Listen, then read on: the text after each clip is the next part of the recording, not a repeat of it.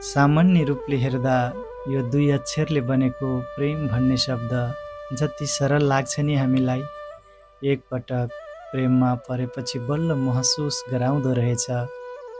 यो त आकाश जस्तै फराकिलो अनि सागर जस्तै गहिरो पो हुँदो रहेछ भनेर। प्रेम भावनासँग जोडिएको कुरा हो।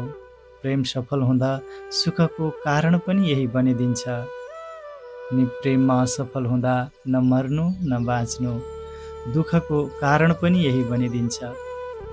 प्रेम आफैमा अनन्त छ, यसको कुनै सिमाना हुँदैन।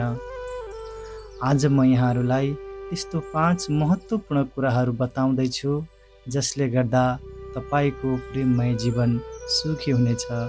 आउनुहोस् जानौँ ती 5 कुराहरू के हुन् त। पहिलो नम्बरमा छ खुलापन र इमान्दारिता। जब हामी सम्बन्धमा हुन्छौँ, जब प्रेममा पर्छौँ, एकले अर्कालाई आफ्नो मनको कुरा नलुकाइकन जे चाहना छ, जे अपेक्षा छ, कतै डर पो छ कि कतै असन्तुष्टिहरू पो छन् कि, यी सबै कुराहरू मन खोलेर बताउने गर्नुपर्छ। सानोतिनो झगडा कसको पो हुँदैन र सम्बन्धमा, तर झगडा भयो भन्दैमा एकले अर्काको मन दुख्ने गरी, भोलिसम्मको लागि नराम्रो हुने गरी कुनै अपशब्दहरू, नराम्रो शब्दहरू बोल्न हुँदैन। भनिन्छ नि वचनको घाउ निको हुँदैन भनेर, यी कुराहरू ख्याल गर्नुपर्दछ। दोस्रो महत्त्वपूर्ण कुरा भनेको विश्वास हो। सम्बन्ध विश्वासमा नै अडिएको हुन्छ। शङ्का र अविश्वास जस्ता कुराहरू भनेका प्रेमका ठूला शत्रुहरू हुन्।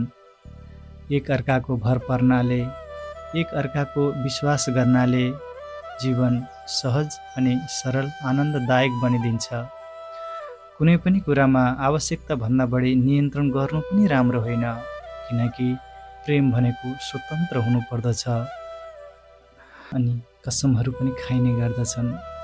ती बाचा र कसम प्रेम अनि प्रेमिका दुवैजनाले मनदेखि पुरा गर्ने प्रयत्न गर्नुपर्दछ, जसले गर्दा सम्बन्ध सधैँ सुमधुर भइदिन्छ। तेस्रो नम्बरमा रहेको छ समय र प्राथमिकता।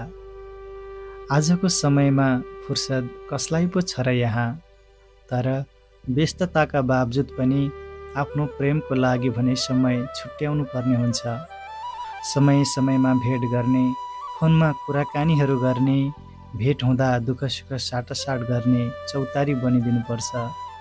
मन बिसाउने चौतारी बनिदिनुपर्छ। जब भेट हुन्छ नि, भेटको समयमा मोबाइल चलाएर बस्ने होइन। त्यो समयमा त एकले अर्काको कुरा सुनिदिने अनि बुझिदिने गर्नुपर्छ। यो गुण दुवैमा हुँदा प्रेम साँच्चै रसमय बनिदिन्छ। चौथो नम्बरमा रहेको छ सम्मान र स्वीकार। मानव भएर यो धरतीमा जन्म लिइसकेपछि मानिसमा आफ्नै किसिमका छुट्टा छुट्टै भिन्न भिन्दै आनी बानी, विचार, रुचि, सोच्ने तरिका सबैमा अलग अलग भेटिन्छन्। कसै कसैमा समानता भए पनि धेरैमा आफ्ना किसिमका फरक फरक रुचि व्यवहारहरू हुने गर्दछन्। तर ती सबै व्यवहारको हामीले सम्मान पनि गर्न सक्नुपर्छ। जब प्रेममा परिन्छ नि, दुवैजनाले म होइन अब त हामी भन्ने सोच राखेर सँगै यात्रा गर्नुपर्छ। विगत सबैको हुन्छ, मान्छे हो, कमी कमजोरी पनि पक्कै हुन्छ। यी सबै कुराहरू स्वीकार गर्दै भोलिको दिनमा अझै राम्रो सम्बन्ध बनाउने दुवैजनामा अठोट हुनुपर्दछ, जसले गर्दा सम्बन्ध सुदृढ र राम्रो बन्दै जान्छ।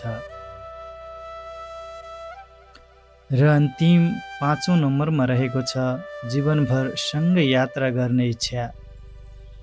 जीवन हो, सुख दुःख उतार चढाव आउने जाने गरि नै रहन्छन्।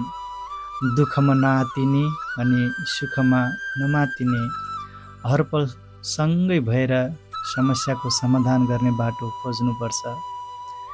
एक अर्काबाट राम्रा कुराहरू सिक्ने पनि राम्रो कुरा हो, सिक्दै जानुपर्छ।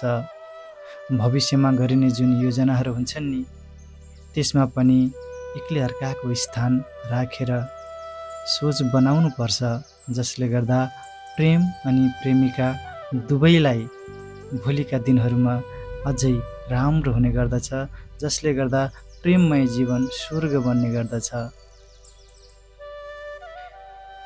यिनै 5 महत्त्वपूर्ण कुराहरू जसले गर्दा प्रेमलाई सुखमय बनाउन सकिन्छ, प्रेमलाई सफल बनाउन सकिन्छ।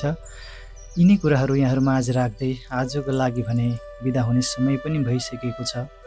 कस्तो लागिरहेको छ यहाँहरूलाई यो भिडियो, सल्लाह सुझाव पक्कै पनि कमेन्टमा दिनुहुनेछ र यहाँहरूलाई पनि यस्तै विषयमा अन्य भिडियोहरू आइदिए हुन्थ्यो जस्तो लाग्छ भने कृपया कमेन्टमा लेखिदिनुहोला।